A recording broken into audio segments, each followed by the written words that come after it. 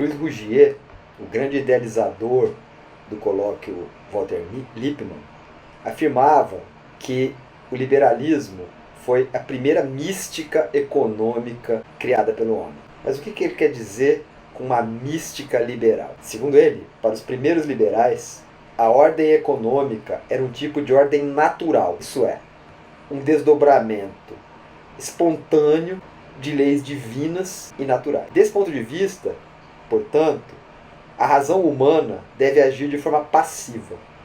Ela deve compreender a natureza e a dinâmica dessas leis para se adequar melhor a ela.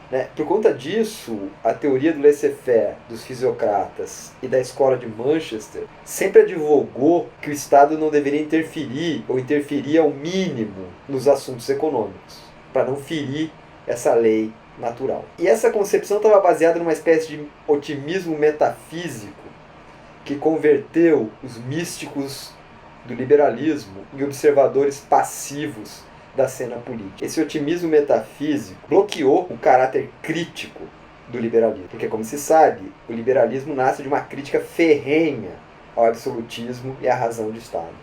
É como se os liberais tivessem abdicado de um ativismo político, acreditando que, se você simplesmente demarcasse o espaço do Estado, uma ordem de mercado se organizaria espontaneamente e traria por si só o progresso e o desenvolvimento econômico. É precisamente o fracasso dessa ideia que, seguindo a visão do Rougier, deu popularidade aos coletivismos, implicaria, ou seria uma consequência, da crise do liberalismo. Até que criou-se um certo consenso entre os liberais. Essa postura passiva, essa ideia de uma ordem natural, de que dela desdobraria uma sociedade dinâmica, era criticada por todos os liberais. Então, o novo liberalismo, isso é, aquele que nasce da crítica dos liberais originais, tem um papel construtor. Todo liberal que viveu na passagem do século XIX para o XX, sobretudo no século XX, passou a crer que uma ordem liberal tem que ser construída ativamente. Mas o consenso para aí. O colóquio Walter Lippmann ficou famoso porque ele deu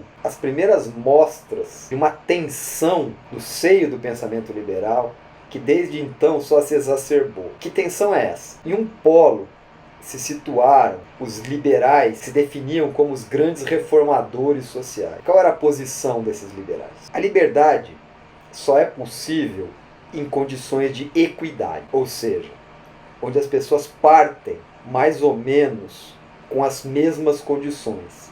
Ninguém tem vantagens iniciais significativas. Portanto, uma sociedade liberal genuína deveria garantir este tipo de ponto de partida. Essa ideia também assume uma outra coloração, que é a noção de liberdade positiva. O que é isso? Garantir a possibilidade de escolha para os indivíduos. Se ele não tiver possibilidades efetivas de escolher, ele não é livre. Garantir apenas a sua pessoa contra a agressão dos outros e a agressão do Estado não é liberdade. É uma condição para a liberdade, mas não é liberdade. Uma pessoa doente, sem posses, sem educação, sem a capacidade de ser integrada dinamicamente na sociedade, não é livre. Então, é nesse sentido que é a disputa pela construção de uma ordem equitativa. Qual seria a vantagem de uma ordem equitativa? A competição seria muito mais dinâmica, porque como as pessoas têm acesso a um conjunto de estímulos desde a tenra infância,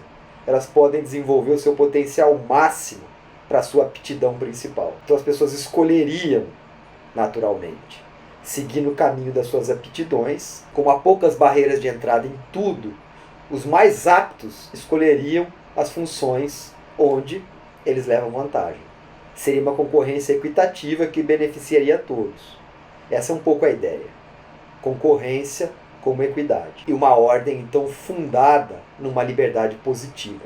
O outro polo, por sua vez, tinha como eixo uma concepção de liberdade negativa. O que é isso? Ser livre é estar ausente de constrangimento. Se você tiver o seu corpo protegido contra a agressão e suas posses genuínas protegidas, você é livre. O que seria, digamos assim, a versão mais soft dessa posição? Podemos aceitar políticas de renda mínima. Podemos aceitar sistemas de proteção social mínimos. E para usar aqui uma expressão do Polanyi, essa rede de proteção acaba sendo benéfica à concorrência. Por quê? Como as pessoas não são moídas pelo moinho satânico do mercado, elas vão sendo sistematicamente reinseridas no jogo e precisamente por terem essa rede de proteção, elas são mais propensas ao risco. Uma pessoa de parcos recursos que tem um pequeno negócio, sem uma rede de proteção, jamais arriscaria tudo num negócio que pareceria mais promissor, mas com uma dose significativa de risco. Já com uma rede de proteção, o cálculo muda.